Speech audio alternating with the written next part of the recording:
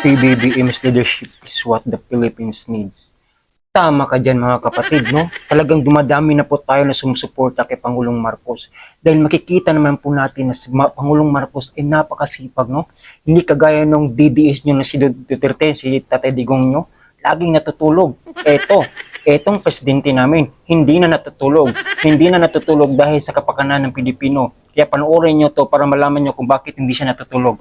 Hindi na po ang ating mga kalihim ay hindi na po natutulog itong mga ito. Alam ko po yan dahil ako rin di na po ako natutulog. Pag tinatawagan ako ng alas 2 ng umaga, alas 10 ng umaga, sumasagot.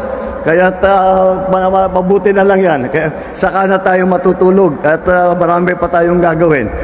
Kaya Mr. President, kami po ay naaawa na sa inyo dahil sa kapaguran nyo, dahil sa pagtatrabaho, dahil alam namin na hindi po kayo natutulog. Sana nga matauhan ang taong bayan na pwede kang i-extend kahit 20 grams, 20 na taon para magserbisyo sa ating bansang Pilipinas. Dahil ikaw lang ang natatanging presidente na napakasipag, hindi nagpipili ng trabaho. Kaya nga, binoto ka ng mamamayan, mahal ka ng mamamayan. Kaya kami dumadami na ang sumusuporta sa iyo dahil alam namin na hindi ka natutulog.